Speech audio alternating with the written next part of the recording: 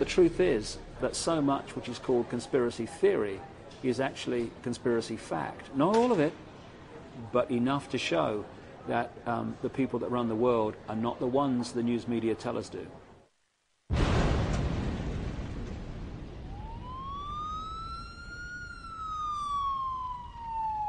Good morning, everyone. It is a scene of great chaos in downtown Oklahoma City at this hour. There's been a tremendous explosion at the Alfred Murray Federal Building. Told now has confirmed that it was a bomb that caused... On the 19th of April, 1995, the people of Oklahoma began to count the cost of the worst terrorist attack on American soil. Quite apart from the human loss, the bombing galvanized the paranoid psyche of those who believed that this was the work of a new world order. The New World Order is a belief, I guess you'd say, the conspiracy theory of the New World Order is a belief that, on the part of usually right-wing groups, I think, that there is sort of a secret organization of maybe the United Nations or something like that, that plans to impose kind of a one-world government on the entire planet. The New World Order wants to create a world currency, a world government, a world army, a world religion. And it's not of Christ, of Buddha, it's not of the Muslim faith, it is a satanic order.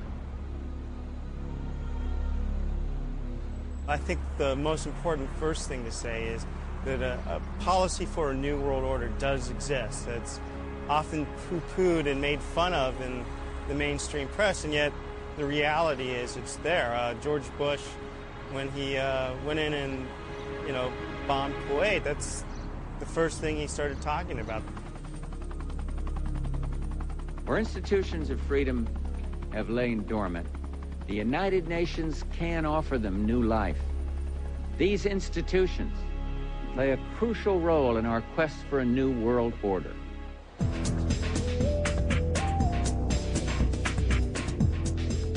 At the heart of the New World Order conspiracy is the belief that ordinary life is somehow controlled by a mysterious secret society, intent on pursuing its own gains at the expense of the rest of us. If this is true, who are these people, and do they really have the power to control our lives?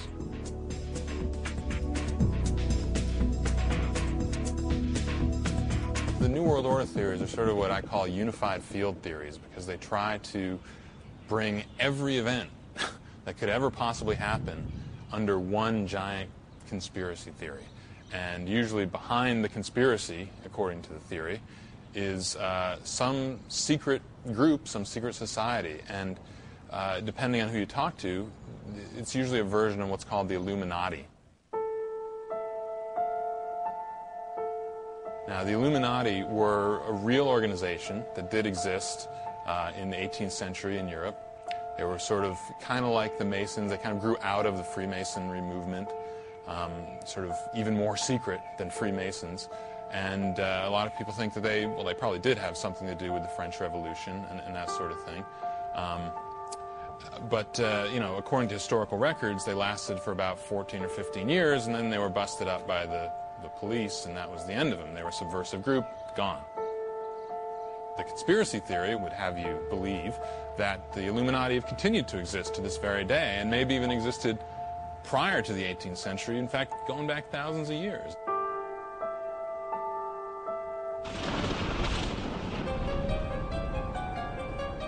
The New World Order, it seems, goes back to the very beginnings of civilization itself.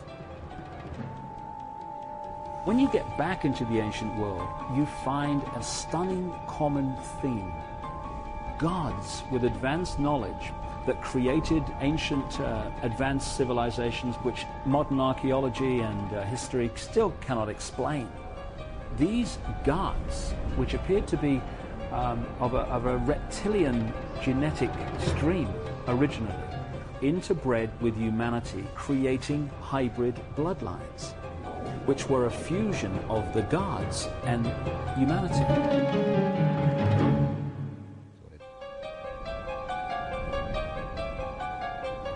Now, ancient Babylon appears to have been the center for this network and these bloodlines in the ancient world. When it moved across to Rome, that's when we had the Roman Empire. When it eventually moved across to London, the Great British Empire expanded these bloodlines to the Americas, to Africa, to Australia, through Asia to China. And then when you start to do the genealogy to complete the circle of the people in positions of power today, like the presidents of the United States, for instance, and this is mainstream genealogy, not conspiracy research genealogy, you see the same bloodline coming up over and over and over again, and you realize the obsession the Illuminati have with bloodline, then pieces seem to fit. This Illuminati, which is sort of, a group of people who are smarter and better and faster and quicker than the rest of us, are pulling the strings. Now, if they've really been around for 2, 3, 4, 5,000 years, you kind of wonder why they haven't managed to, take over the world yet. It's been a long time. When you put all this information together, the way the same bloodlines turn up in the positions of power, not just now, but way back in history. I've identified with different sources of genealogical research a bloodline that starts in ancient Sumer in Egypt and comes up to George W. Bush and the Bush family and many other people in the world today, Al Gore as well.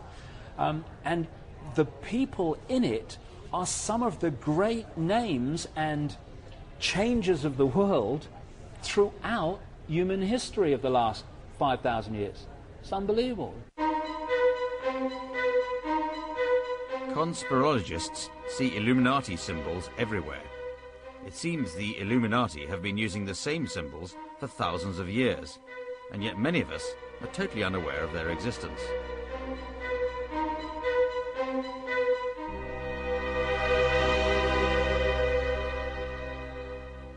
If you take a look at the backside of the dollar bill, it'll say Novus Ordo Seclorum, the new social order. And they have the pyramid. And that has nothing, not a damn thing to do with the United States of America. I was going to take a look at, a bill. And you can take a look on the backside of the bill and it'll say, here, you can hardly see